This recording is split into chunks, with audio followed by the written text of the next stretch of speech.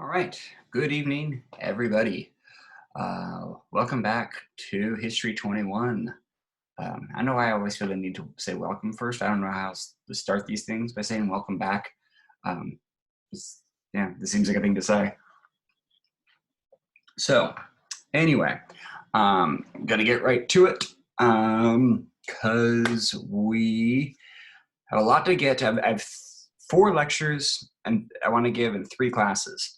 I think I can squeeze 2 of them together tonight. So let's try and do that. I don't like having to do this more than 2 hours, especially like, I don't know, my dinner will have arrived probably a while before that. So we'll just have to see how things go. I'll keep an eye on the timer.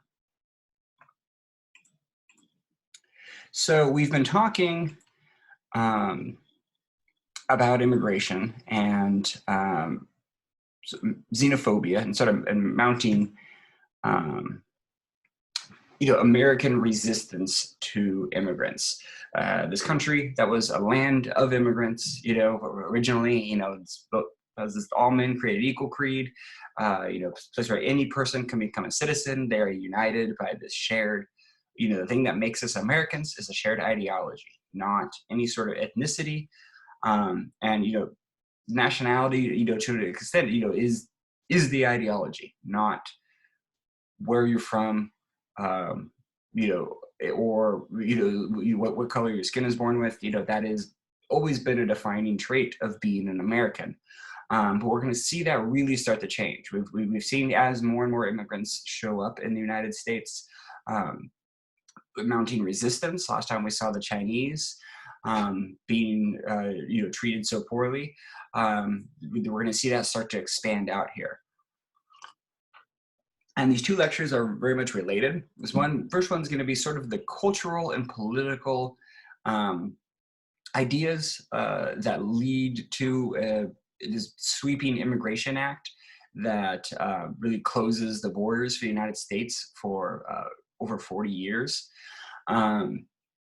The other lecture is the sort of pseudoscientific world of eugenics, where they're going to try and create a better race, a better humanity through pseudoscience and racism. So these are 2 ideas related, and they're overlapping and lots of stuff. And both of these things really begin with Darwin's theory of evolution, which is a good thing. It is, obviously, it's it is a giant step forward in humans' understanding of science, and the natural world around them. But it will be misinterpreted by a number of people. So before we talk about how people misinterpret it, we should talk about what it actually is, how Darwin's theory of evolution actually works. Obviously, I'm not a science teacher, but I do understand how it works, and hopefully, I can explain it correctly. I don't know, scientists and doctors and potential med students among you. Hopefully, I won't mess this up. So, essentially, Darwin's theory is biological organisms evolve over many generations through random mutations that better adapts them to live in their environment. And then that random mutation makes them, since they are better adapted for their environment, they are more likely to breed. So that mutation becomes, is more likely to propagate. Its DNA with in that animal, the genes are passed on to its offspring, and you start having more and more of those. But it has to happen randomly, and it happens over a long amount of time. It's small changes that make it happen. The thing that clicked into place for me when I was a kid were these birds. That's why I have a picture of these birds at the bottom here. So I saw this video of these birds in Chile that are that live up the mountainside, the Andes Mountains, and at the bottom of the mountain those birds with sort of regular straight beaks. Further up the mountain, same exact bird in every way, except it has like these long curved beaks, like you're seeing in the right-hand corner. And that's essentially because of the shape of the flowers. The flowers that grow further up the mountain are these long, sort of flowing and kind of drooping flowers. So a bird that happened to have a random mutation with a slightly longer beak could get to the stuff, I guess it would eat bugs out of these flowers, as it get in there. So birds that were better prepared to get in there, thrived a little bit more with these flowers further up the mountain. Over time, birds with a little bit longer beaks, breed birds with even longer beaks. Birds that happen to have a little bit of curve in them are a little bit more well-fed than the ones that don't have the curve, so they breed. And after tons and tons of generations, you have the exact same bird. The only difference is one's got the different shaped beak. The reason I bring this up, the birds up too, is because one bird is not stronger than the other. One bird is not smarter.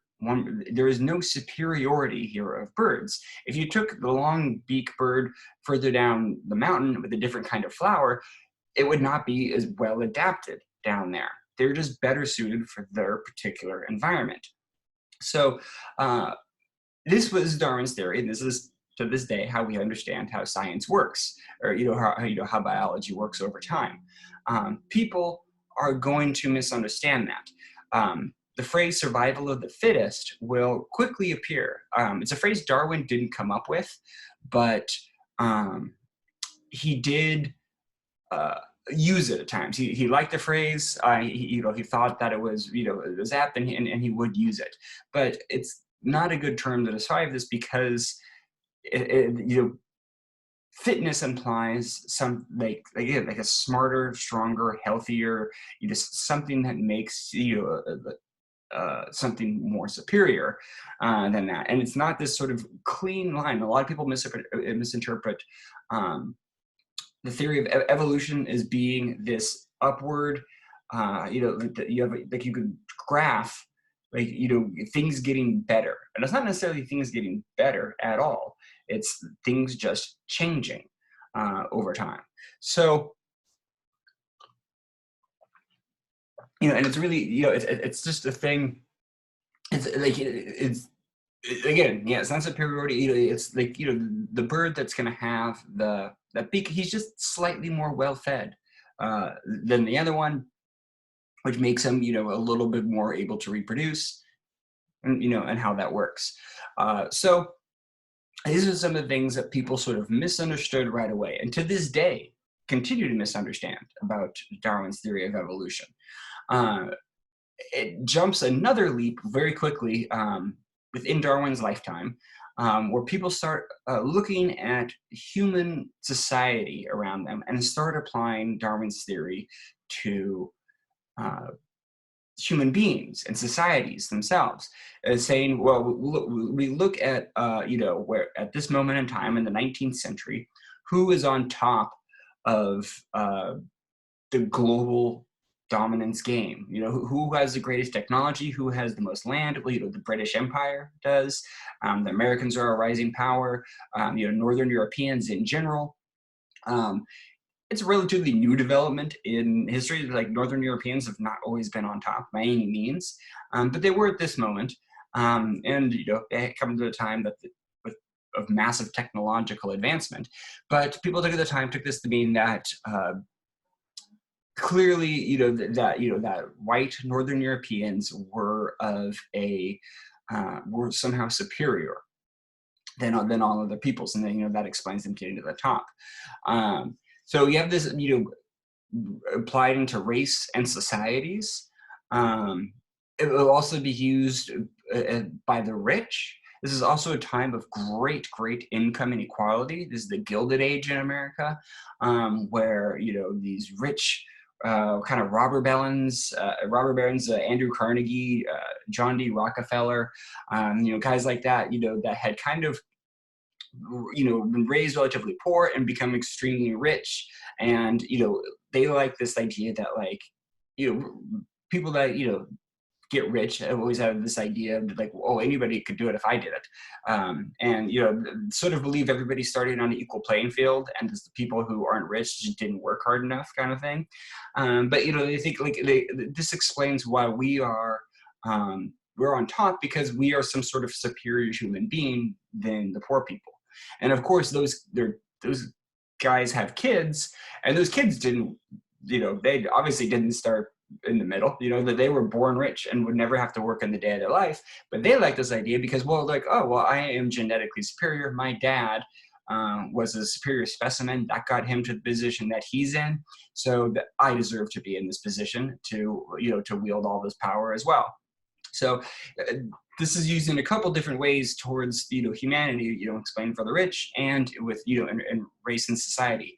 None of those are scientifically accurate at all. We could easily debunkable science. Will be a lot of science, and we'll discuss some of that, trying to explain white superiority, and it really falls apart under any amount of scrutiny. A lot of scientists at the time knew that it was bad science, but it was a popular science, so it spreads.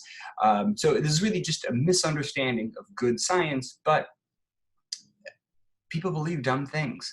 I feel like I say that at every class, trying to explain things, because people believe dumb things. People are saying dumb things right now on TV and over the internet, and they're doing it in parades and things like that. So, and get in front of microphones and just say that's dumb as shit, and we're just like, how do they believe that kind of thing? And well, those people have always existed. Humanity is not getting dumber. There's just always dumb people amongst us. So this new, this idea of social Darwinism is what I'm talking about. I probably should have went to this slide a little earlier. And obviously, it's, again, it doesn't look on, one of the reasons this also doesn't work too, doesn't look on history is a long enough timeline. There's not enough generations of human beings to evolve in this fashion. But again, people don't, humanity has changed very little biologically since written history has been recorded.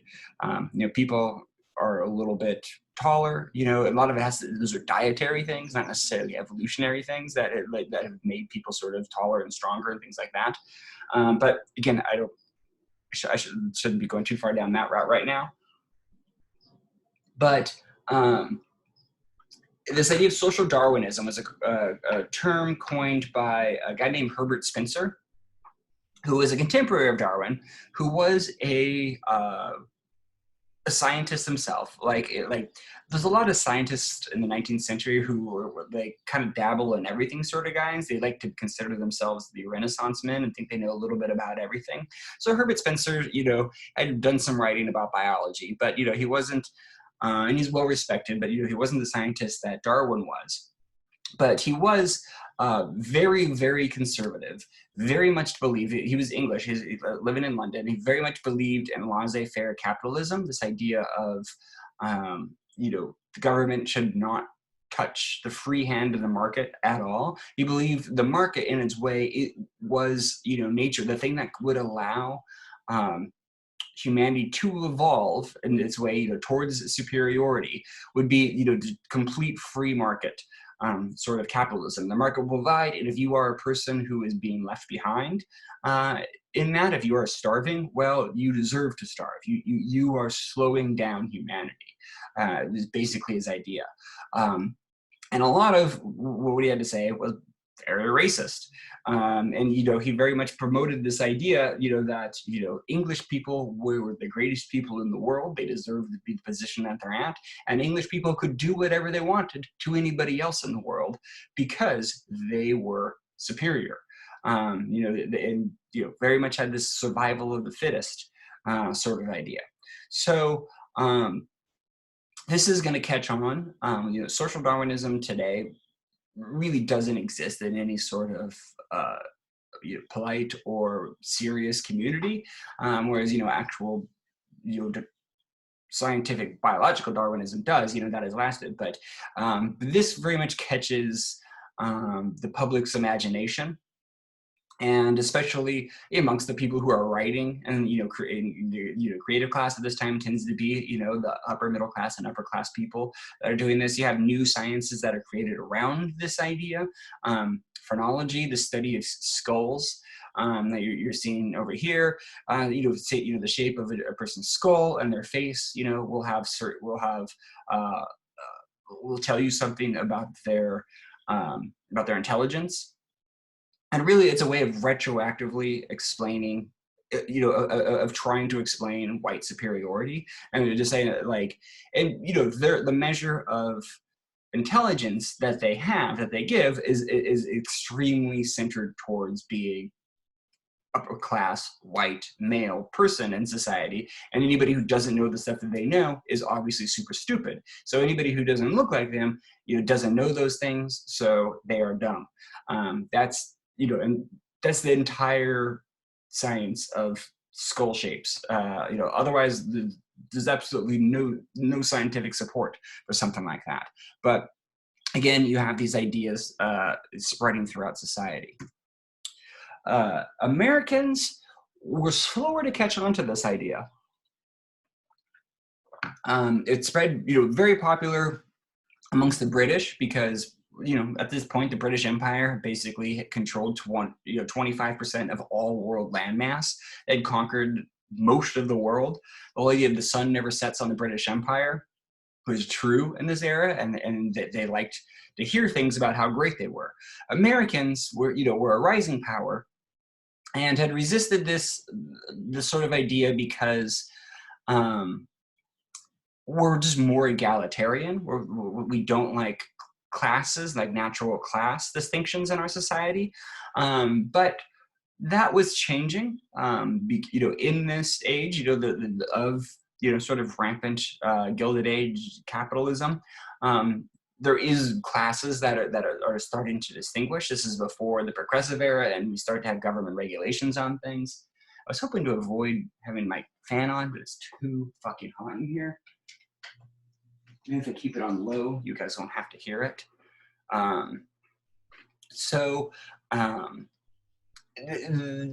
That idea starts having some more traction.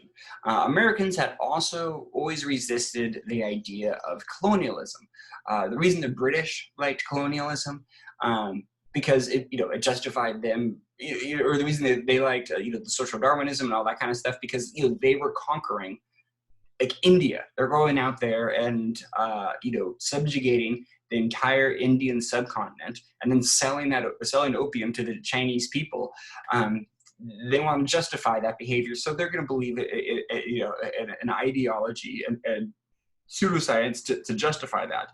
But Americans had always resisted colonialism because we were ourselves once a colony. Only a few generations removed from the time that they had fought the war for independence, so we can no longer be in a colony.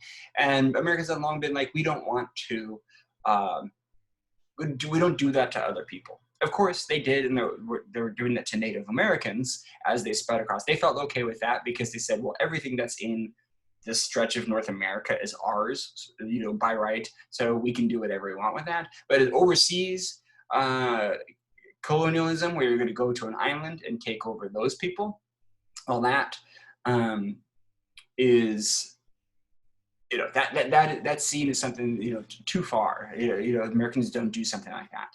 That changes, though, in 1898 with the Spanish-American War, when we take over the Philippines, Puerto Rico, and Guam.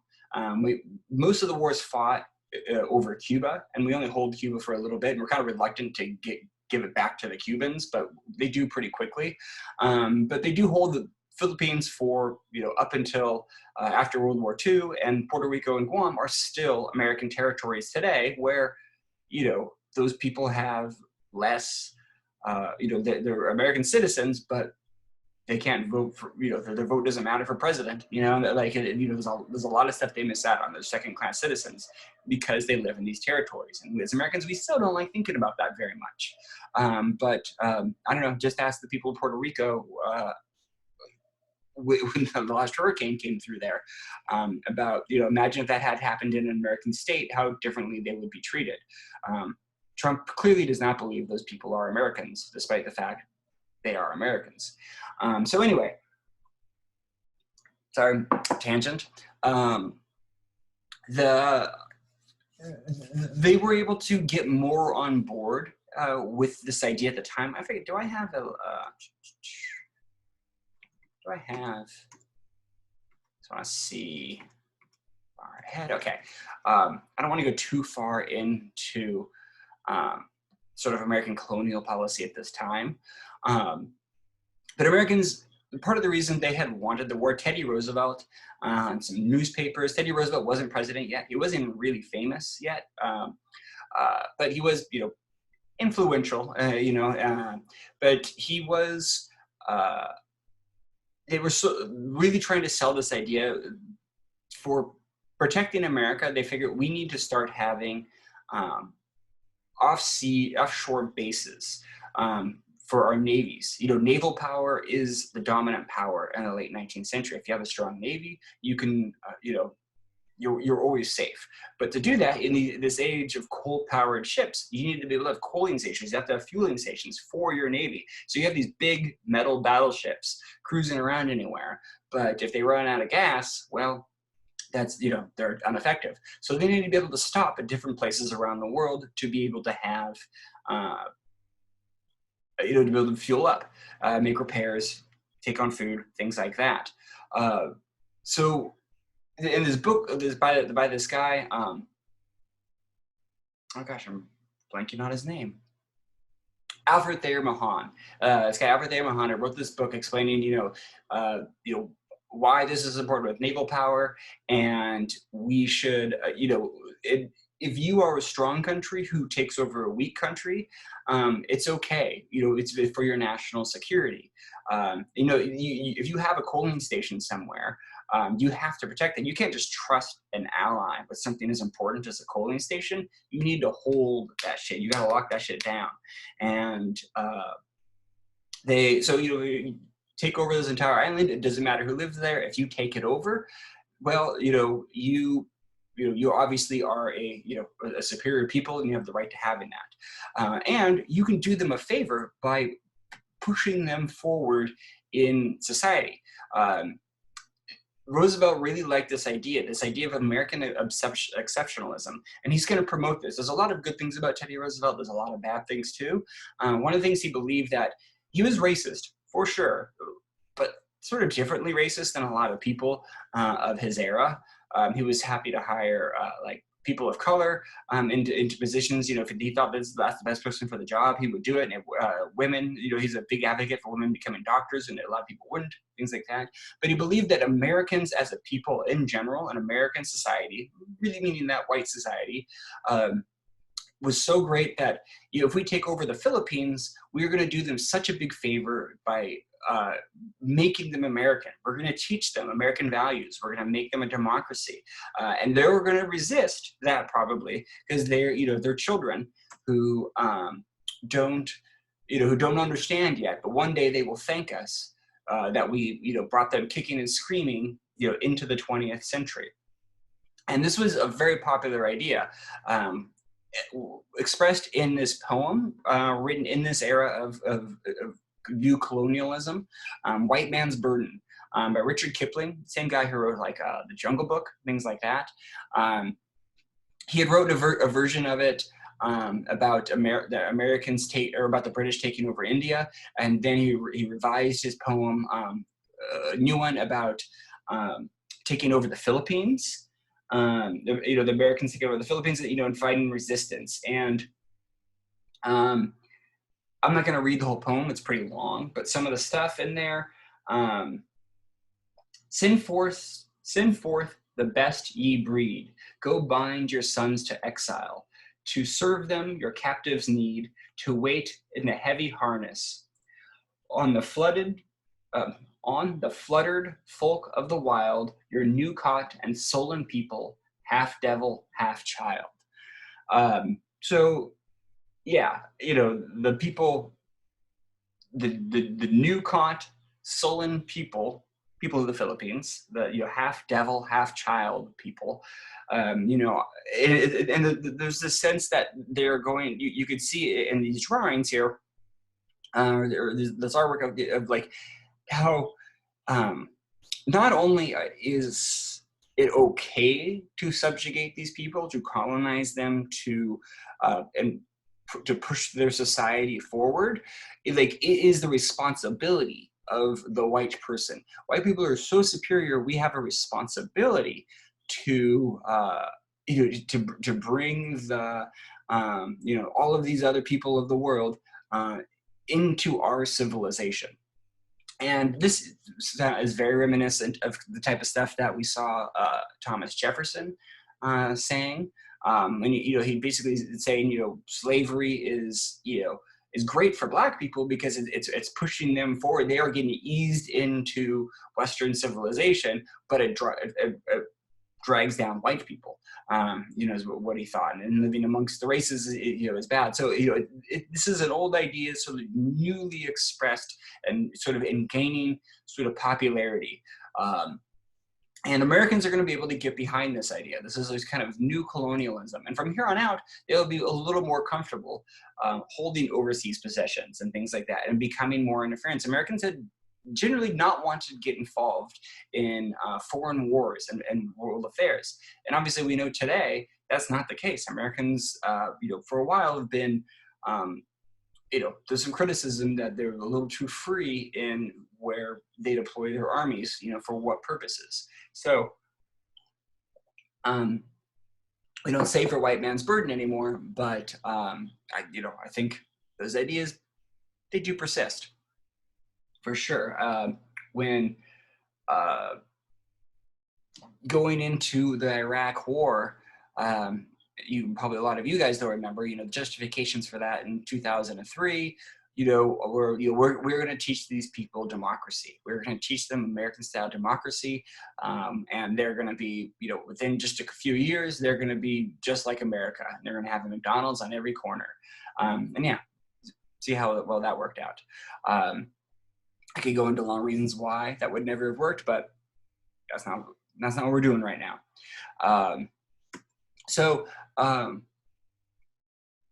Yeah, you understand this idea of white man's burden, I hope. There was an interesting, Americans had already done foreign seas or overseas intervention at this point. It was rare that they did it, but they had done some. They didn't hold the island that they interfered with, but they did force it to open, which was, you might not know, Japan. It's a little surprising. I was surprised to learn this too. Japan had been closed off for centuries. The Japanese, in 1639, Japan began to worry about foreign influence. Sort of, they got the feeling that we are the greatest people in the world, and living amongst any foreigners would only be bad for us. So we're not going to allow any foreigners into this country, and they completely close off their island. And it's especially as this time, as colonialism starts to become a thing, explore cultures from around the globe are starting to connect. They say, no, we're opting out of that. By the time you get to the 1850s, they were still living that way.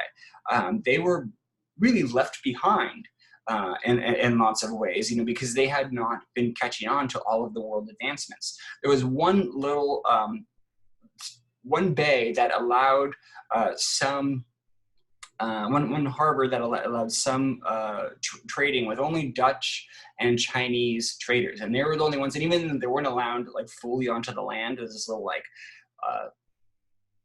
big false island, out into the bay that they were allowed to go on and do some trading. And they learned a little bit about the world with that, but otherwise they're completely closed off to everybody.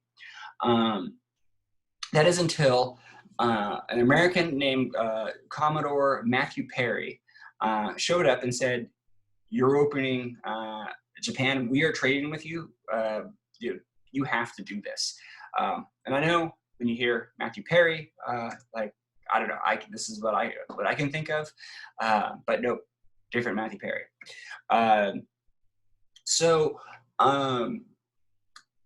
The Americans, like in the 1850s, like I said, they're a growing power and had wanted a hold in Asia to be able to trade.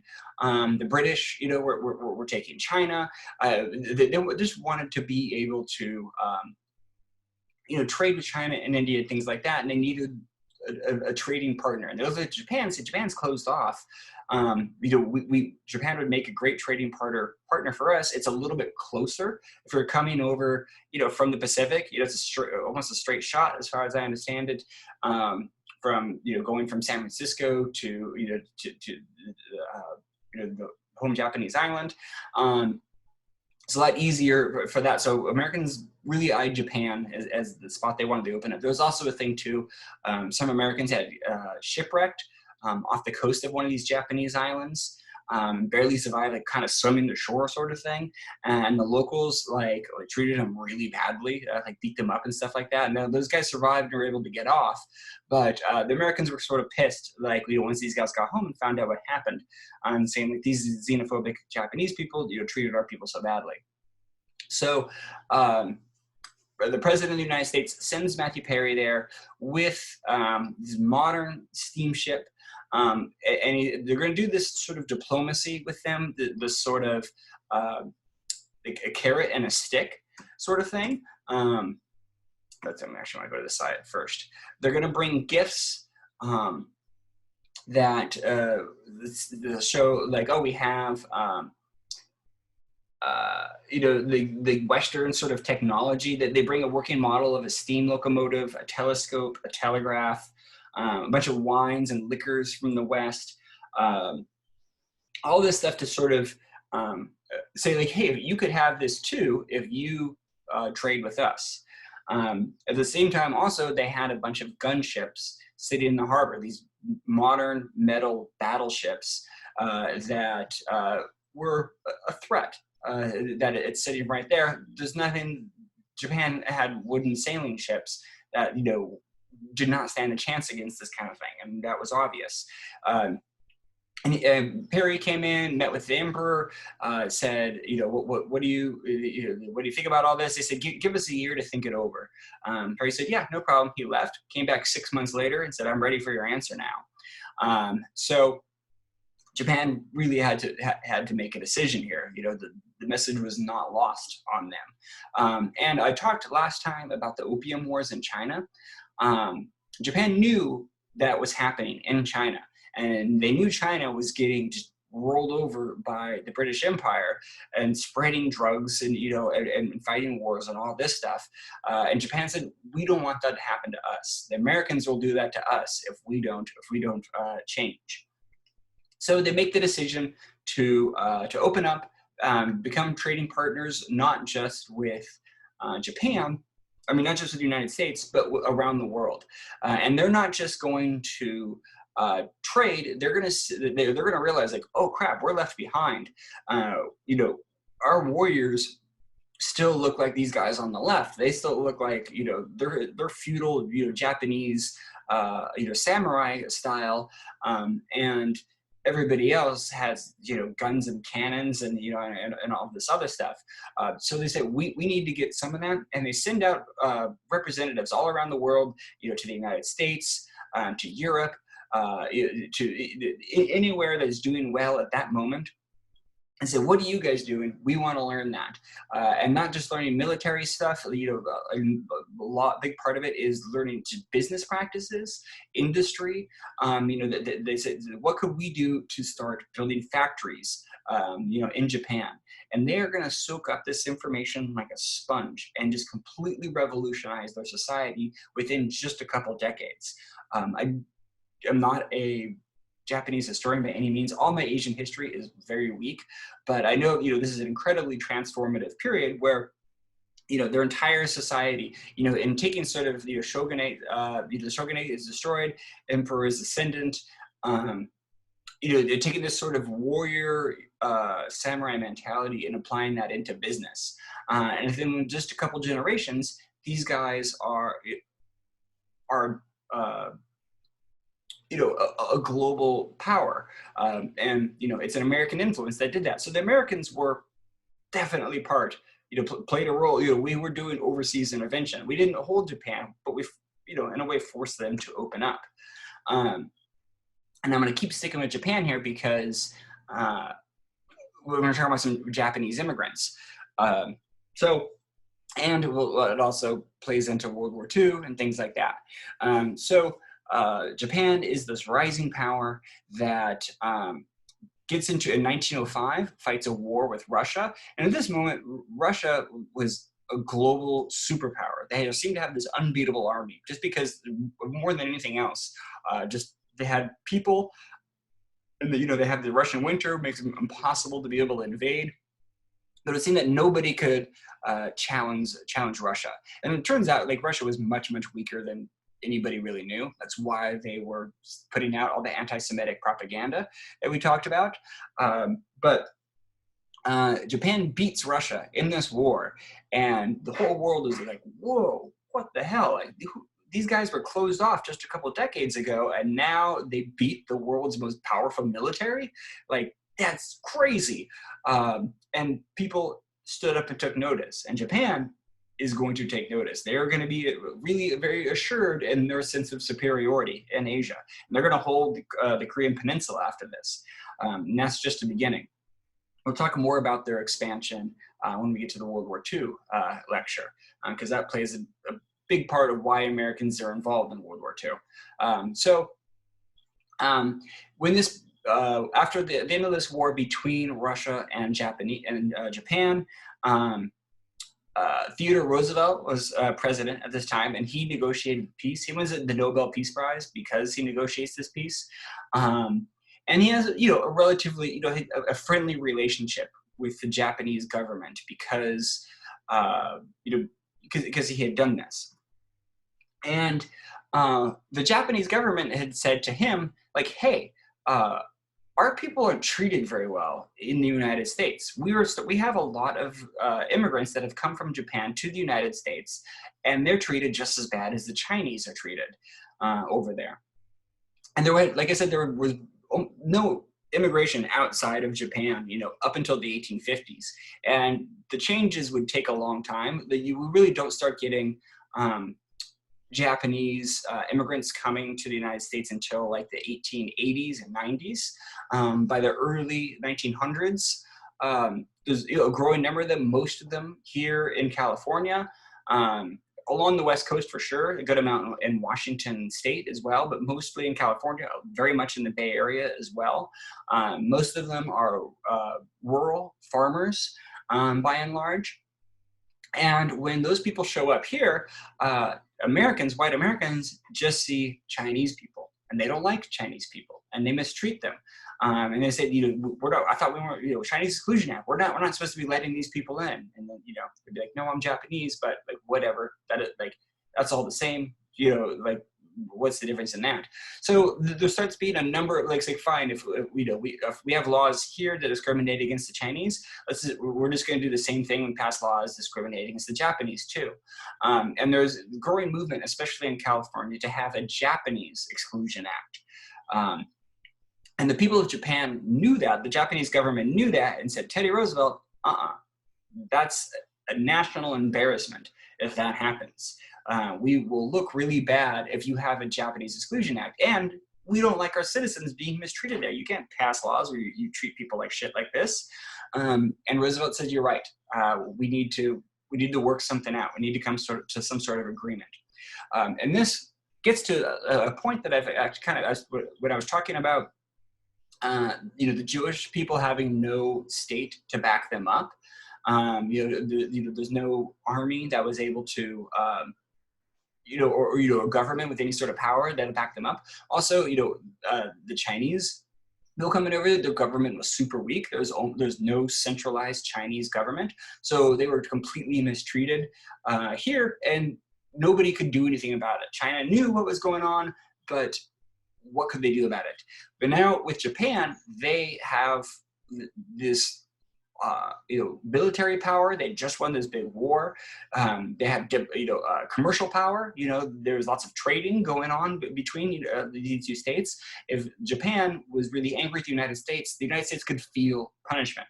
So having a state to back you up, to back up your immigrants as they go somewhere else, is an important thing. It's why the United States, as an American, people generally don't want to fuck with you, on a wide scale, because Americans have the potential of dropping an army on you at any moment. And it depends on the situation. If you're a dumbass who walks into North Korea and you know better, and then you end up getting sent to a prison camp, well, that's on you. Anyhow, so Roosevelt comes up with this agreement known as a gentleman's agreement. They can't formalize this, again, because it sort of looks bad, it has bad optics, but Japan agrees, we're not going to issue any more passports to the United States. Roosevelt is, like, the more Japanese that show up on our shores, the more discrimination there will be. I'll make sure the people who are here don't have any more discriminatory laws passed against them. They won't have to, and there will be no Japanese Exclusion Act. You just do your part to make sure no more immigrants are showing up there. They say, okay, we can agree on that. Handshake, good. But yeah, so the gentleman's agreement, because it's not formalized in any way. But there is an exception to this. That would allow women, or more specifically wives, to come to stay, to come live with their husbands in the United States. It was mostly, as most immigrants are, especially in this era coming over, the men come first. Mostly are single men, the type of person who wants to go out and start, a new life somewhere, to seek out, new opportunities and adventure, is going to be a young man. And they get to the United States, they start farming, they start doing well for themselves. Well, now they want to get married. And it's really not an option to get married to white women at this time, but, they want to get married to Japanese women. That's, like this.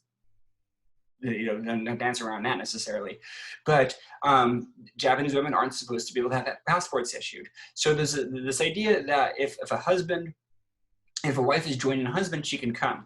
So they begin this practice of bringing these women to the United States, known as picture brides. When I first heard about this, I thought this was a thing of like catalogs. It's basically like a mail order bride kind of thing. They sent over, like, dudes were here in the United States, is like looking at catalogs, being like, I want that one, send me that one. And that's not what it was.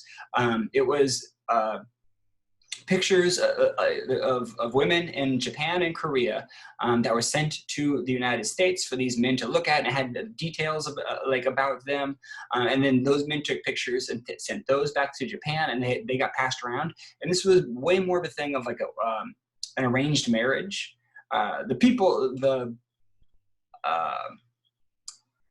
bride and groom would have a say in this. They are, they're not just being sent, being arranged without any sort of say, but their families are doing all this sort of organizing, and and they have this, so they see a picture to have some information about where this guy is and all this stuff, and send it around. Everybody agrees, okay, these two people are going to get married. In Japan, all you had to do to get married was write your name. The government, you wrote your name. You go down to the clerk's office, write your name into this book. You guys are married. So they would just write the names of the bride and groom who have not met. The groom is in the United States. They write it. The family goes down. They write it into the book. The bride gets onto a boat, travels to the United States. Her new husband is going to meet her on the dock. As soon as they meet, hi, how are you? Nice to meet you. Okay, now they have a wedding ceremony right there on the dock, and enter the United States as, husband and wife to share their new lives together. And this is sort of surprisingly common. How much this is? We have a very romantic view of marriage these days, where you have to be in love to get married. Believe me, I fully endorse that stuff. I also think pick a good partner, someone you want to be on a team with.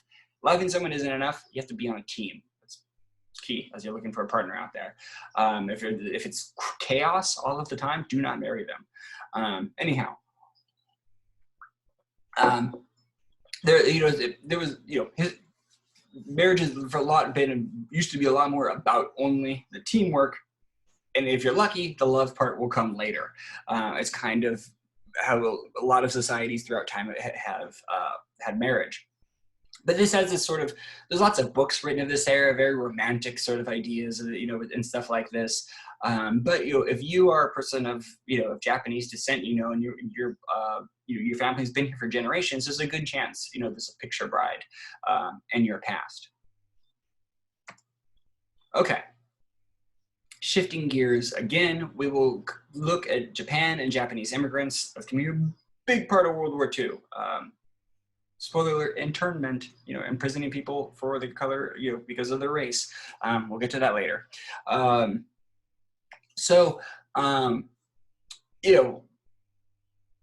Amongst this, again, we see this growing sort of resistance towards immigrants.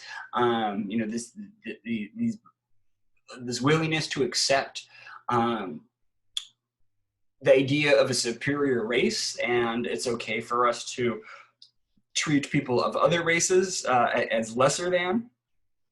And this begins to really start seeing this fetishization of whiteness. I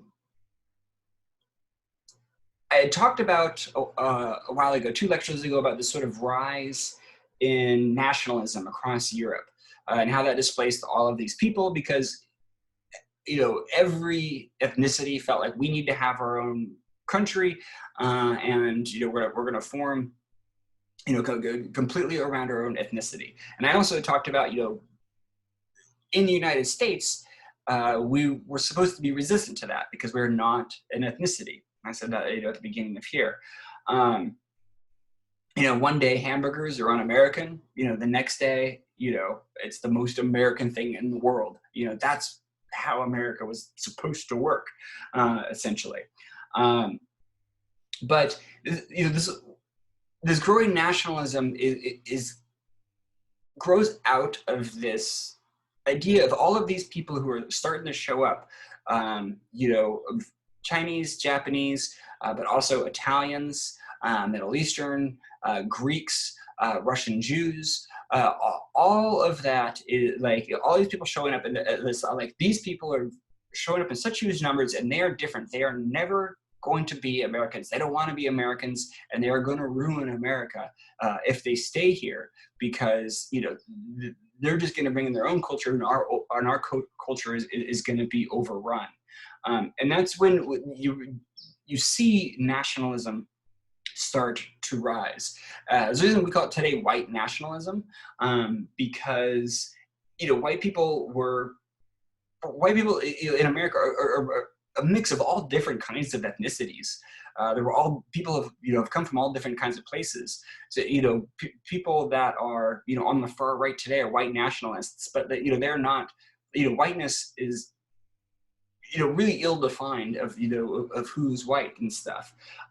But back at this time, they started getting very specific about who was white and different kinds of white people. And there was this incredibly influential writer, a guy named Madison Grant, you're seeing here. And this is a name I didn't hear until really just a couple of years ago. I think almost after I even started teaching this class. But I did, it was really around the time of Trump becoming more of a thing, and Steve Bannon, Jeff Sessions, Stephen Miller, the White House immigration um, uh, uh, expert. I started hearing this, and they started looking into like, where do these guys get their views? And it all comes back to this guy, Madison Grant, who wrote this book, The Passing of the Great Race. This book came out in 1916. And predictably, Grant argues that white people, being from Europe, were superior to all other races. And he puts all this sort of pseudoscience and social Darwinism in to be able to explain that. And he says, everything great that's ever happened in human history is white people. I guess no one ever told him about math, or medicine, all the stuff that invented, or gunpowder. But all that stuff was actually invented by white people, or I don't know, Christianity, invented by white people. Anyhow. And he's gonna.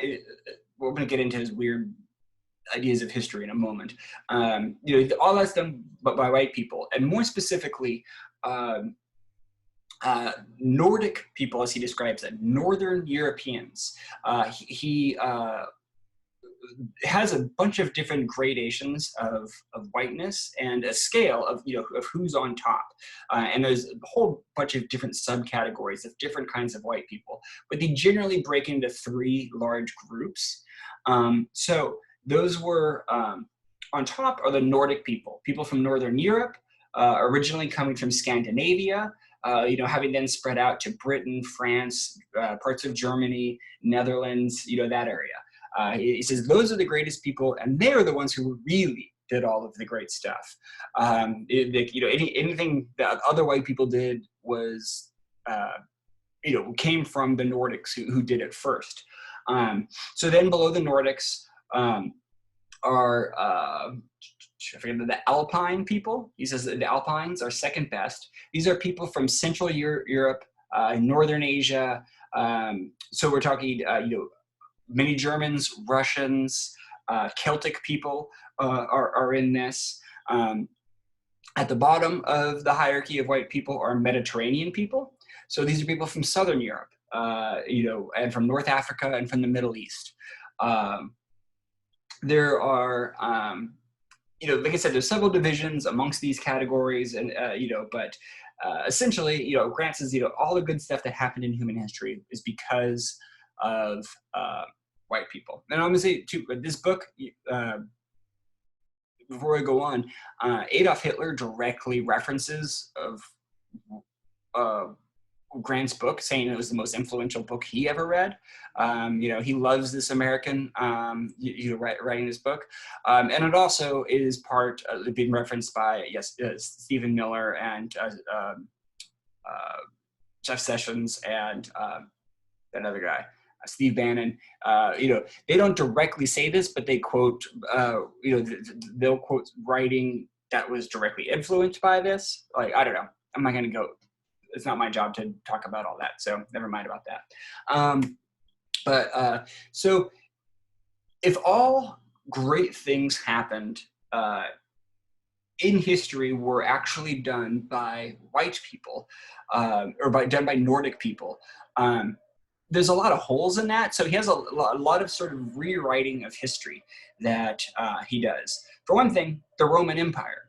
Roman Empire, the greatest empire, certainly of Europe, of the Western Hemisphere. How does he explain that this Italian Mediterranean empire was actually done by Nordic people? This fits perfectly into his worldview as he sees it. He argues that the Italians were originally Nordic. They were tall, white, blonde-haired, blue-eyed Nordic people, and they built the Roman Empire up. But the reason that they began to collapse was because they expanded out into the Middle East and North Africa and allowed those people to come into their empire and start to breed. And they didn't maintain their racial purity enough, and that's why the Roman Empire collapsed, and that's why people with blonde hair and blue eyes, get a darker complexion, black hair, because there was all of this sort of breeding going on. So I should point out, there is not a shred of evidence to support any of this. In fact, there is a lot of evidence to counter this. Archaeological evidence, clearly shows, Italian people not having this drastic change in their racial makeup over just a couple centuries. That doesn't even really make sense. It's not. Yeah. We have all the science to dispute that, but he writes this book. Everybody's like, oh yeah, that makes sense. That makes sense. The reason the Roman Empire fell apart was because they allowed interracial breeding. And if we're not careful, it's going to happen to us. Oh no, look, it's happening right now. All of these immigrants have showed up to our shores. We were naive and thinking we can let in all of these different kinds of people from around the world, and they are going to come in and they're going to start breeding with our people, and we will become weaker. Our society will collapse, and that will be the collapse of Western civilization as we know it. That's Grant's whole argument, and there was a lot of people who was buying what he was selling. They loved this shit. Again, scientists and historians were not buying it, but the public at large, and a large part of politicians and lawmakers, who could use fear-mongering for power, will definitely latch on to this idea. And they're going to pass incredibly restrictive laws, immigration laws, because of Madison Grant's ideas permeating throughout society. At this moment, I'm going to take a quick break. I'm going to switch over from making tea to make myself a cocktail, because that's what I do at this time of night. So hold on. Okay, we're back. Did you miss me? Probably didn't notice any difference, except it got a little brighter in here. Okay, let's get back to the lecture. So we're building up to what's the Immigration Act of 1924. But a few things need to happen before Americans can get there. You don't just have, it's not that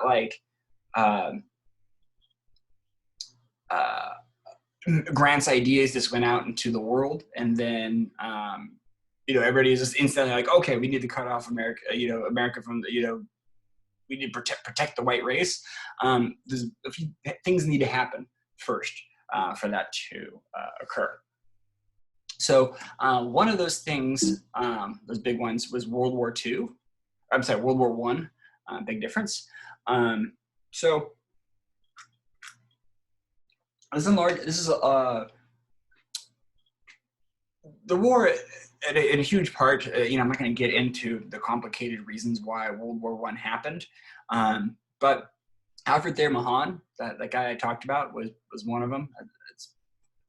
I don't know, but this growing rise of nationalism is a huge thing, and this realignment of states nations that have been going on for the last few decades. It's a big part of it, but it doesn't really matter for our purposes.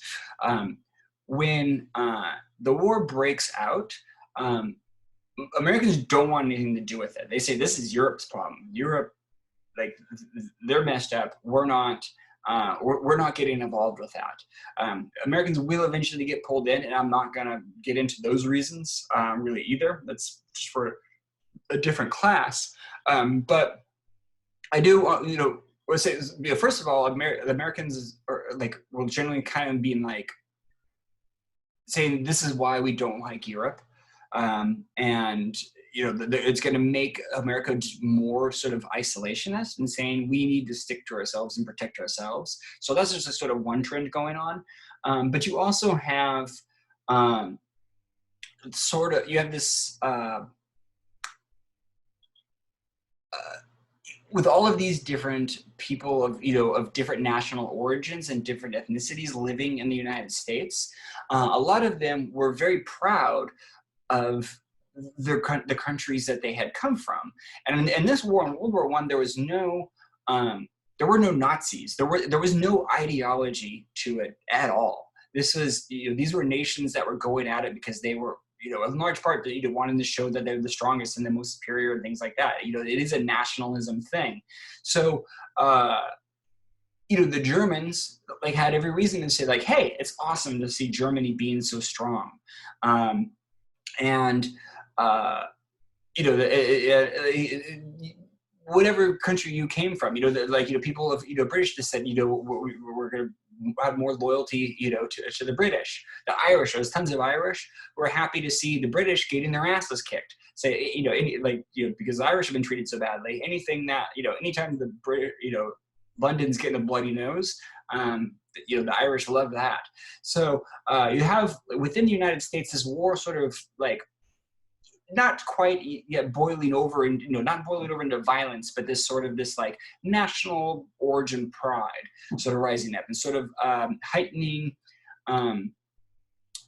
the differences between different kinds of Americans, when that had not really been that much of a thing until this point. However, the U.S. does get pulled into the war eventually, and they go in against Germany. And now Germany is the enemy. Now it is not so cool to have that German pride anymore. Now, you see these propaganda posters. You see this thing with this, Germans being depicted as apes, and they have, the famous sort of, the helmet with the point on the top, and he's got his club of, German culture. And of course, all of it, there's so many propaganda posters that you always see. If you want to rile up Americans, show white women being defiled in some sort of way. That is just a constant theme, in these propaganda posters, and this other one, it's up to you to protect the nation's honor. Uncle Sam's sitting there and, Lady Liberty, is supposed to be depicted there, is sobbing. Something horrible happened to her, and he's saying, hey, it's up to you to correct this, kind of thing. So that's sort of just the side point of weird patriarchy shit. But they're going into war against the Germans, and before the war, German language was the most popular foreign language taught in American schools.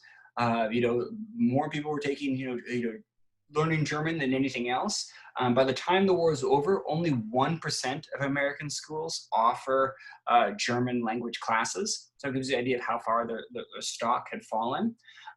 Germans were the largest ethnic population in the United States, but were effectively shamed because of the war. There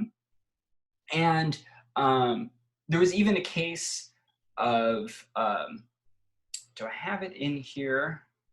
In St. Louis, a St. Louis suburb, a German immigrant was lynched by a drunken mob who stripped this man naked, forced him to sing patriotic songs, broke bottles in front of him, and made him parade down the street on these bottles. They made him kiss the American flag, and then they hung him at the end of this. 11 men were arrested for doing this, put on trial, and all were acquitted. So you can see things had changed a lot for how Germans were viewed by people during this time. President Woodrow Wilson cut in on this, not just about Germans, but he had said, any man who carries a hyphen about him carries a dagger. He is ready to plunge into the vitals of the Republic when he is ready. And by the hyphen, he means by the idea of German American or Italian American or Russian American. And back then, we don't put the hyphen there anymore, but there was always a hyphen between those two things. And he's saying if you still have some sort of identity that you hold on to besides American? Like if you were still connected to your old ethnicity in some sort of way, then you are you're a threat to the United. You're basically treasonous in some sense. So this is such a degree that Germans, who had relatively powerful political clout, had long been the resistance towards the growing prohibition movement. The idea of making alcohol illegal had been growing more and more popularity.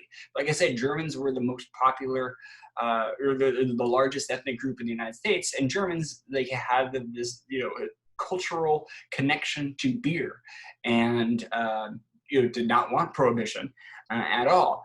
Now World War I comes about. We were fighting against the Germans. Everything German is bad. Beer is German. That is bad. And German politicians don't get reelected in their districts and things like that. So they become less powerful, and is a large reason that prohibition passes. The 18th Amendment gets passed right after the war, and alcohol becomes legal in the United States. That was not, there's a whole bunch of factors playing into that, but one of them was certainly the lower political stock of the German people. Sorry, my phone's blowing up. I do not need to answer it though. So one of the other reasons, so that's one thing happening, making Americans more xenophobic, rising ethnic tensions in the United States, mistrust towards immigrants is one of them. One of the other things that would happen as a result of the war is the 1918 pandemic. And this is something you might have heard a lot about recently. I had this tiny little section in here, and it's something I've always taught. I don't teach a lot about it, and didn't think that much of it. Now it feels incredibly relevant. So often called the Spanish flu, but did not begin in Spain. The reason that it's called the Spanish flu is basically because it breaks out during World War I. And during the war, both countries' medias are portraying like only good news. All like everything's great, rah rah rah. We're the best. Patriotism, is blowing out the ass. But Spain was neutral in this war. So the war had broke out, the disease had been spreading amongst both sides for a while, but Spain was not part of the war, and their media was reporting the truth of what was going on. When the pandemic hit them, they're like, holy shit, people are dying, and the King of Spain died. So because their media reported it first, a lot of people said, oh, coming from Spain, and there was this sort of racism towards Southern Europeans in America. So everybody, said, oh, this is the Spanish flu. But for best we understand it, it began in Kansas. That's where we had first reported cases. And it was close to a American military training camp where apparently these soldiers were running laps right next to this giant pile of manure. There's like a farm right there, the giant pile of manure, and these guys were running right next to it. So that was really bad for their lungs and made them more susceptible to catching this disease. And then they got deployed from there and went out to fight in Europe and spread this disease. They go all around the country, all around the world. One of the big reasons this disease spreads so badly when it does is because global travel was at an all-time high. There were more people traveling around the world than there had ever been before because of the war. So that spreads the pandemic to a large degree. There's also reports of similar flu symptoms showing up right about the same time in a war hospital in France. It's hard to know what happened first. So, as why we have this name. I really shouldn't have a Spanish flu on here. I should really change that to the 1918 pandemic. I didn't never thought that much about it because we're not really racist towards Spanish people anymore. But now so many people are calling COVID-19 the Chinese flu for racist reasons. I don't want to like sign on to any of that. But I didn't think about that when I had this slide here. And this is going to kill a lot of people. Like, seriously, they did not shelter in place in this. Oh, well, here I have 1918 pandemic. So, I mean, actually, they did do, like, they were encouraged to stay home, after it had already come through and, many people died. Then government said you have to stay home. Masks started becoming mandatory. And it's funny when I made this slide, it was a thing of showing like, oh look at all these people like daily life doing all of these things wearing masks. Isn't that weird? Which is just, I don't know. I find that a little bit humorous. Right now, because everybody's wearing masks. I don't know. I haven't been up to Sonoma. I bet you guys are wearing masks less than us. I haven't been to Sonoma County. In Alameda County, like everybody was wearing masks all the time. To go inside to any store, you have to wear a mask.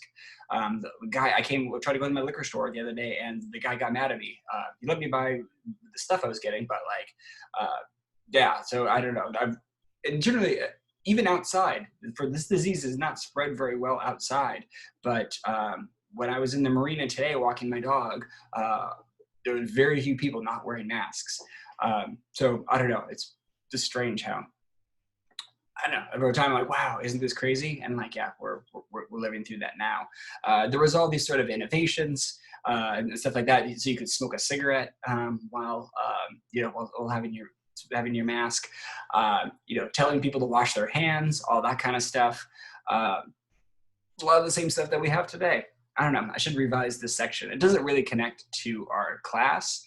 The reason I brought this pandemic up is because of the xenophobia it creates. It's connected to Southern Europeans. So that's why I'm talking about it in this class. Yeah, things are just different. Yeah, also, I learned recently too in San Francisco, where the disease was spreading, quite badly. They had ordered people to wear masks in all public places, and an anti-mask league arose, saying like, "Oh, we don't believe masks do anything. You can't tell us not to wear masks." And like, see, again, humanity, it always has those people for some reason. So there's something else I was gonna say about this. It's also worth mentioning it came through in 2 waves. In the spring, it was really bad and killed a whole bunch of people.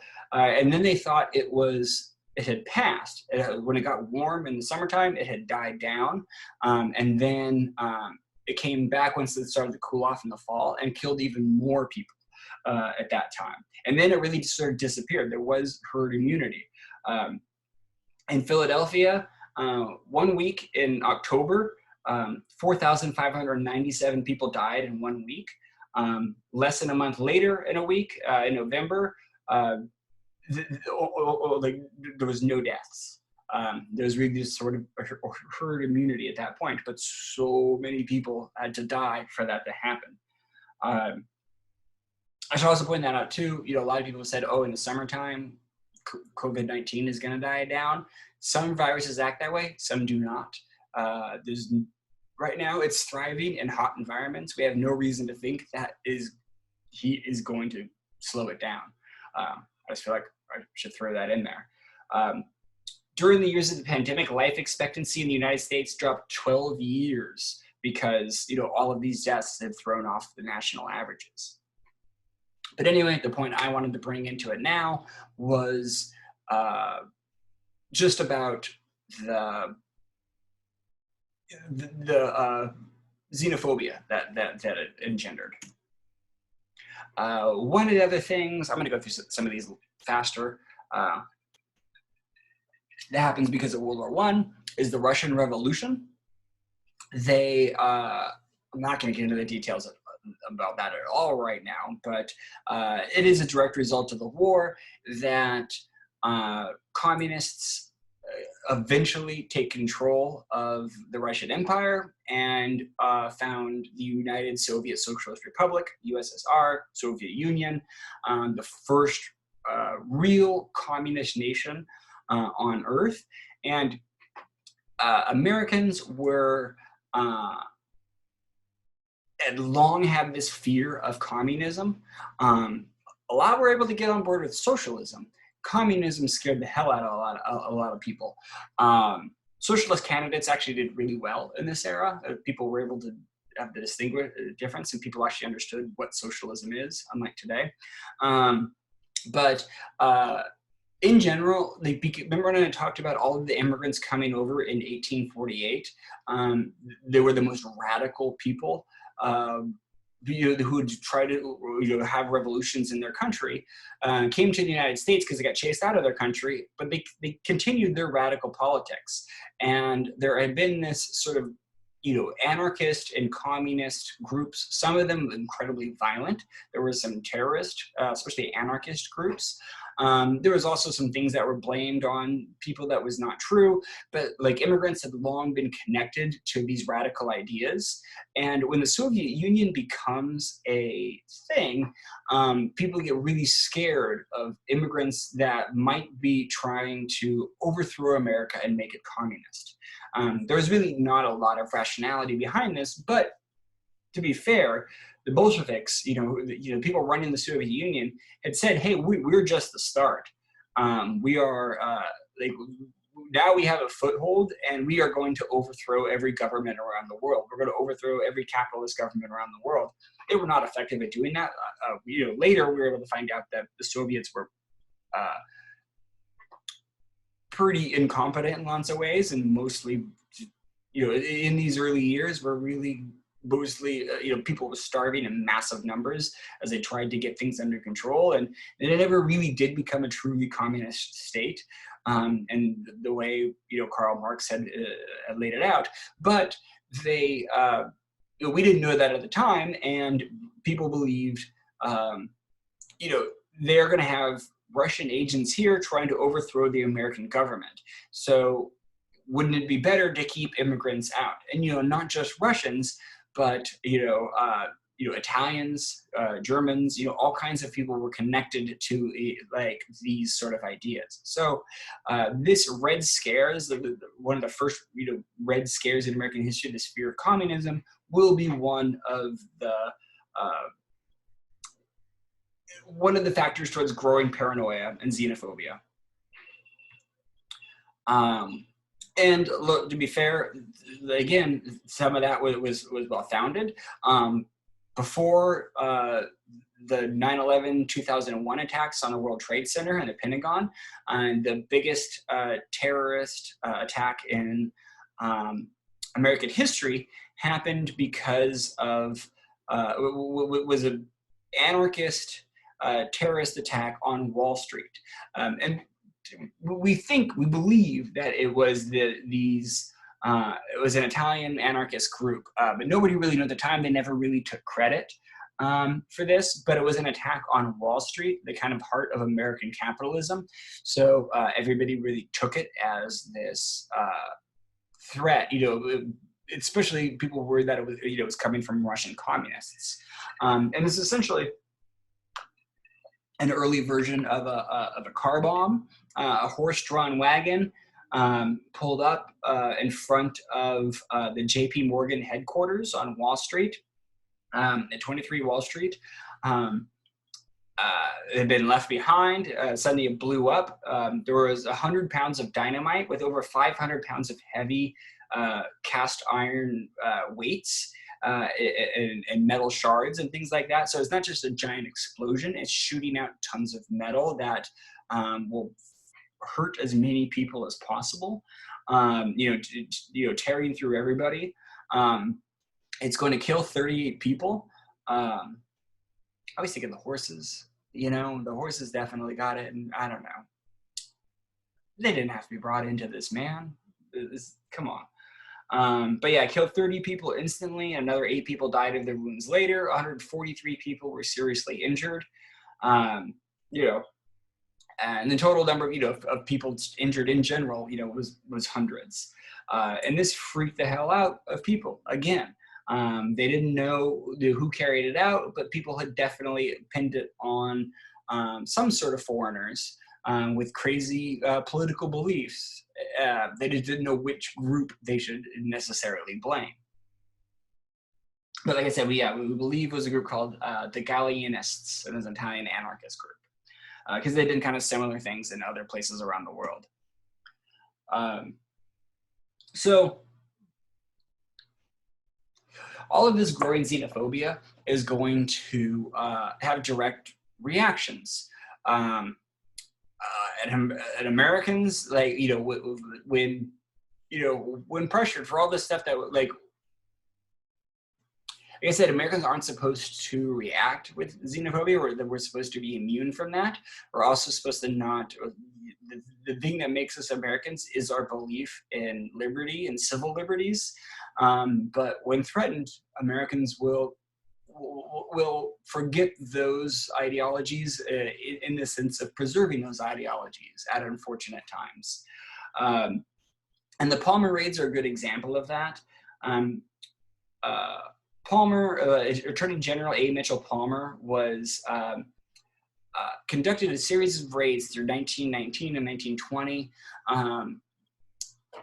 to round up any suspected communist or anarchist foreign person in the United States and deport them without any sort of trial, any sort of due process. Just, we think these people might be guilty of a crime. We think they might be plotting something. They've been heard or talking about leftist ideas that that are not keeping with America. So we're going to round them up, cage them, and put them on a boat and send them out of the country. And that's literally what they did. It's mostly Italians and Jewish Eastern Europeans. They're going to round up at least 500 people they deported. Probably more, because not a lot of great records were kept. Everything about this, is a betrayal of the American justice system, of the Bill of Rights. It's let's skip past that thing for right now. Just want to talk about this. No, to save some time, I'm going to skip past the Espionage Act. I'm going to skip past Sacco and Vanzetti. Well, yeah, no, I'm going to actually talk about the Espionage Act and skip Sacco and Vanzetti. So,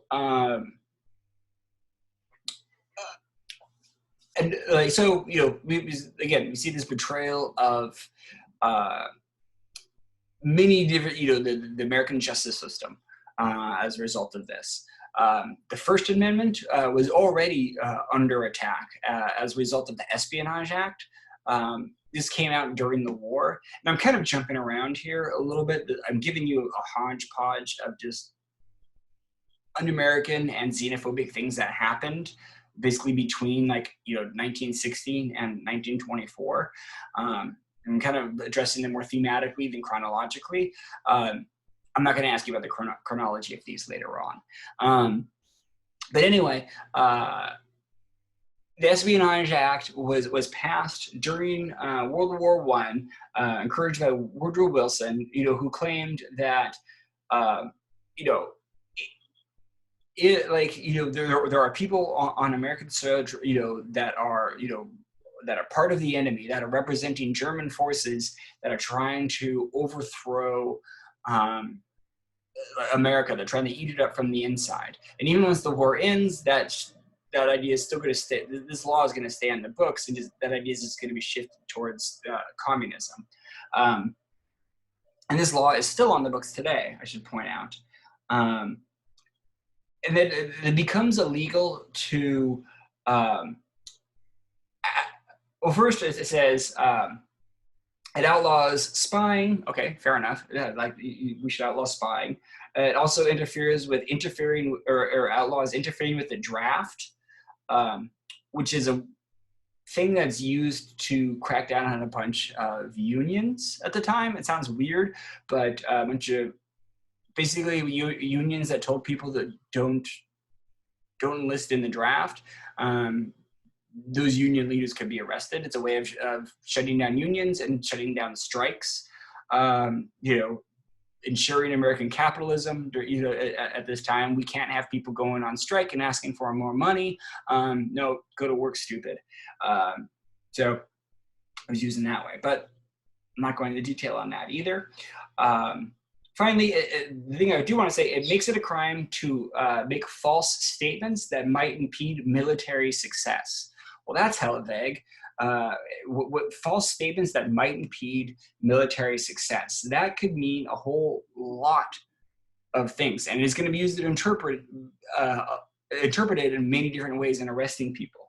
One of the amendments to this act is going to get more specific about it. It's called the Sedition Act, and it makes it a crime to speak or make printed statements intended to cast contempt, scorn, or disrepute on any form of government or advocate or interfere in the war effort. So it basically makes anything besides talking in a group of your friends and saying, I don't think American capitalism is the best thing. Maybe we should, maybe we should do some aspects of communism. That could get you arrested in this. Writing an article that, that would say something like that could get you arrested because of this. It's an absolute betrayal of the First Amendment in every sense. And there was a presidential candidate, a socialist candidate named Eugene Debs, was very popular, ran for president a number of times. He gave an anti-war speech and was sentenced to 10 years in prison simply because he said America should not be involved in this war. And he was basically advocating that, like, this is a rich person's war. Rich people's interests are the only thing that brought us into this war. So you shouldn't have to fight it. And that got him 10 years in prison. There were also 33 states made it illegal to display black or red flags. Black flags were symbols for anarchy. That's where the band Black Flag comes from. Red flags were a symbol of communism. 23 states made it against the law, made criminal syndicalism against the law, which is basically a meaningless phrase, but it makes it, again, another way of saying, like, talk about any form of government aside from the American government is wrong. Many jobs were, any professions had employees that had to sign loyalty oaths, especially teachers. If I was a teacher in 1917 or in the years after, I would have to sign a loyalty oath saying that I wouldn't tell you the things that I'm telling you right now. So in general, this is a huge attack on the Constitution and the Bill of Rights and American values.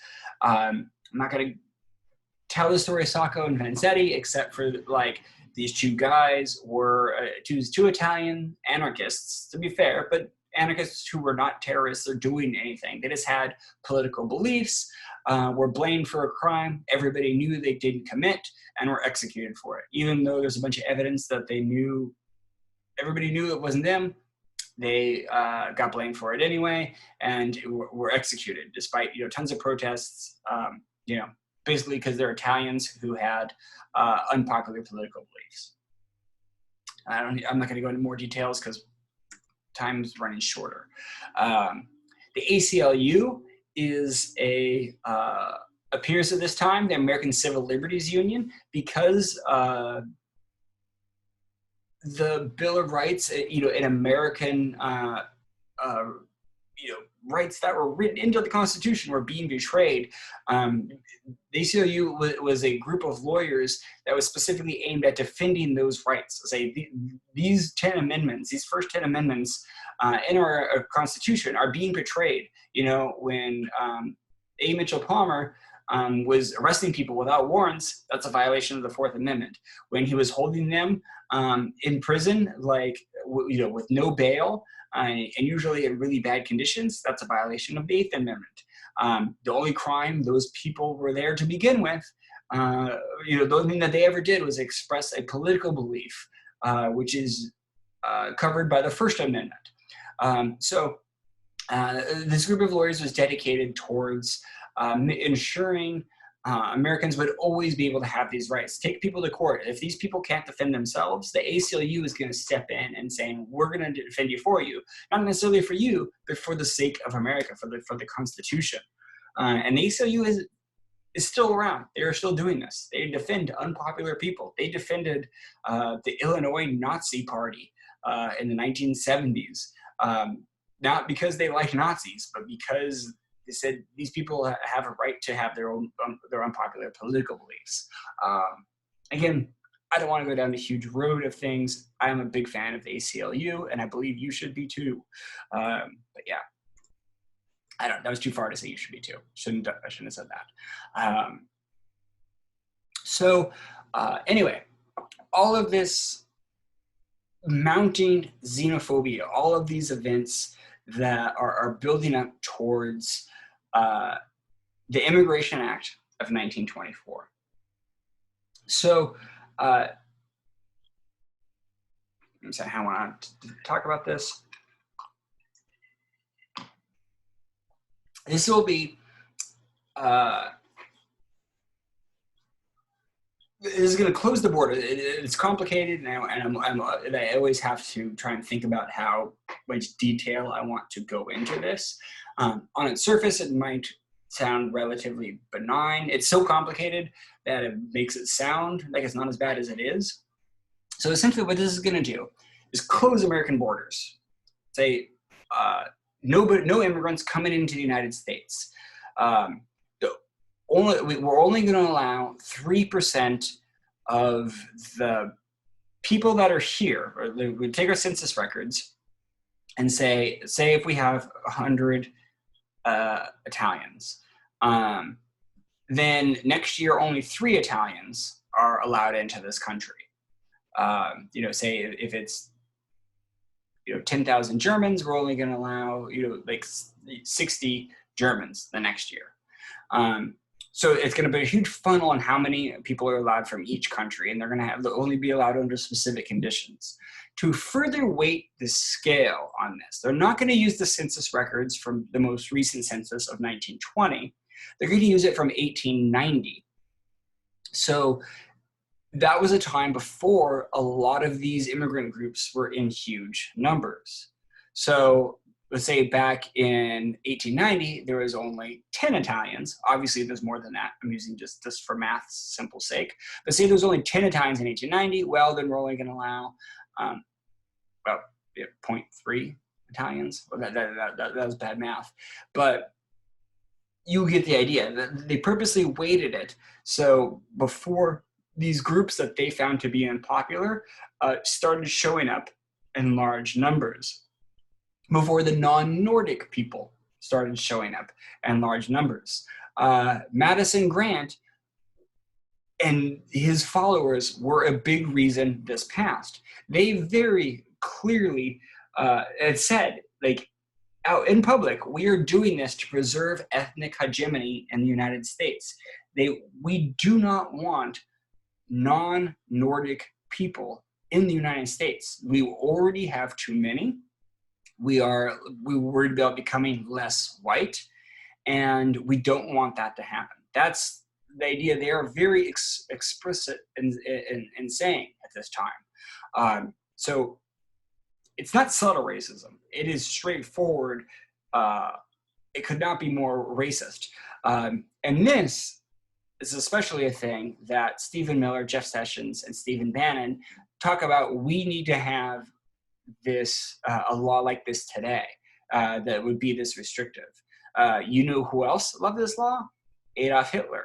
Adolf Hitler writes about it saying, Germany needs to have a law like the Americans that restricts immigration based on ethnicity and nationality. And he's going to use that. That will be his first step going forward. That is how racist this law is, saying no other country was doing something like this, of saying we are restricting immigration based purely on ethnicity and nationality. Now that is a thing. And I should say, yeah, this is a huge restriction on Southern and Eastern Europeans, but it completely cuts off all Asian immigration. Even though there had been Japanese and Chinese people here in 1890, they're just saying, no, forget that.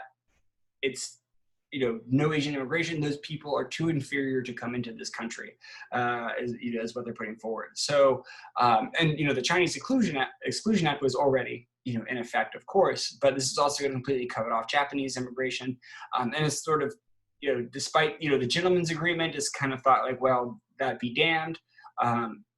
Racism is what we care about now.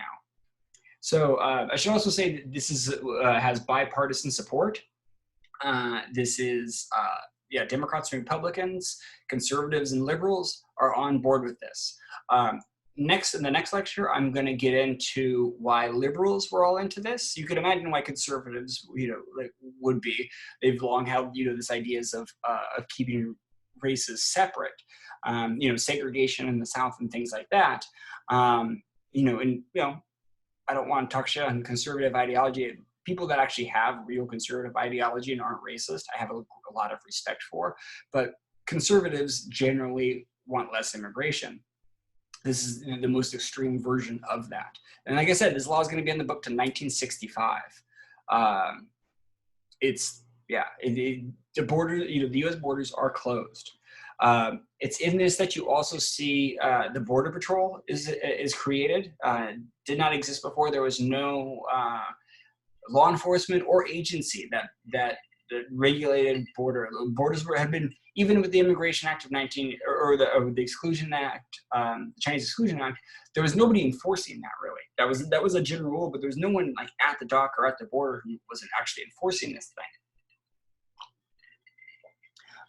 So Border Patrol is created on the southern border and northern border, and it's the first time the word illegal alien is used in government documents. It's a term we don't use in polite company anymore because, well, a person can't be illegal. They aren't necessarily an alien either. Undocumented immigrant is a much better way to put it because people aren't illegal. But anyway, I'm sorry, I don't mean to virtue signal this stuff. I just get upset about it. So it comes out. But yeah, sometimes that comes out as virtue signaling. I don't mean to do that because I don't want to be a douchebag, but I don't know. Maybe I just am. One thing that's key in this that you might think, especially since the Border Patrol is getting created, it would restrict Latin American immigration, which it does not. It actually doesn't restrict any immigration within the Western Hemisphere. It makes a realization of hey, Western Hemisphere brothers, we all sort of share this together. So, it is okay for people of Mexico and Central America and South America to be able to come, come into the United States. That's not to say there was not discrimination against them. There was less back then. There was this sense of these people are, have this, we have a solidarity with them because they're part of the Western Hemisphere. They were once colonial societies, and had to throw off the shackles of empire and fight for independence. And we have this sort of solidarity being with them in the Western Empire, I think, or the Western Hemisphere. That sense has disappeared today. But people did have that back then. And people did view Latin American people as being a certain version of whiteness if they had considered them to be a lesser one at that time. But mainly the reason the stipulation is in there is because they need farm workers in Central Valley of California. And, in lots of places, even back then, these were jobs Americans did not want to do. Working in fields is difficult work. And Americans, more white people did it back then, for sure. But a lot of them didn't want to here in California. And especially after they really cut off all Asian immigration, cut off all Japanese, they were restricting how many people from different places. There were a lot of farmers in California that were Italian, Southern Europeans, and now that's restricted.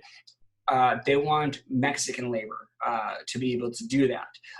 And big agriculturalists in California were able to lobby in Washington saying, like, no, we need those people to be able to come into here. So there's racist and non-racist reasons.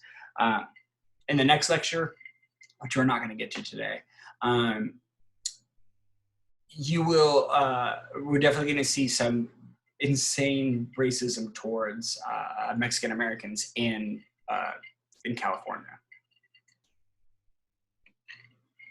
So all of this slide might look familiar because these next few slides I used when we were talking about in the Great Migration lecture, back when we were talking about African American history. I talked about the rise of the KKK. One of the reasons there is a rise in the KKK at this time is because of all of this immigration. They reappear, if you remember, they reappear in the 1920s because Black people started showing up in cities in the North, in these industrial locations. But the other people who are also showing up there are immigrants from Southern Europe, from Eastern Europe. And this new version of the KKK is going to be very anti-Semitic, very, very anti-Catholic, and have all these sort of conspiratorial thinkings because of that. Where the old Klan that we learned about in the 1870s, they were completely centered at African Americans. This new Klan is aimed at immigrants as well, especially here in California. We did not have, there were like the first wave of Great Migration was mainly going from the South to northern cities. It doesn't really move west. That won't be till World War II. So in the 1920s, when there's this resurgence in Ku Klux Klan, there was Ku Klux Klan across California. There was a huge Ku Klux Klan presence in Oakland. Do I have I thought I had a slide for that. Damn it now. I went out of my slideshow. Not like I really need it. But in Alameda, or Alameda County, where I live right now, there was a Ku Klux Klan sheriff, a guy who ran for sheriff based off, his party affiliation was KKK. Like, that's what he said. If you like what the Klan does, vote for me for sheriff. And he won.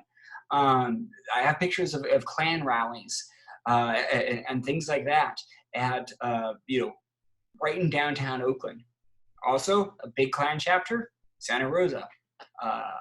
There were Klan chapters across California, and they were not concerned with Black people. They were concerned with, and really even there was not a lot of Eastern European Jewish immigration in California. They were concerned with Southern European. There were lots of Italians, Spanish, Greeks, a lot of people, the Mediterranean climate, Mediterranean sort of agriculture, all this stuff that, that made, that Southern Europe looks a lot like California in a lot of ways. And that drew a lot of people here. So you have this very particular Catholic, anti-Southern European clans like appearing at this time. And attacking, I know there's an instance of in Inglewood, California that I had read about, that's in between like Long Beach and Los Angeles, of the Klan attacking a Basque family, a Spanish Basque family that is suspected of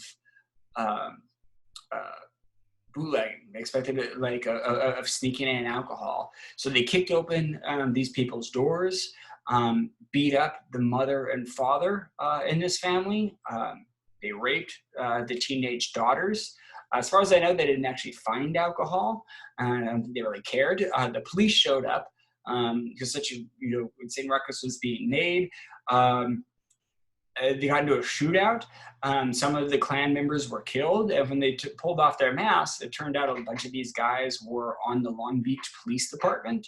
And it was a sort of huge problem, like where the chief of police was like, you can't be a racist vigilante and a police officer. So you have to choose between the Klan and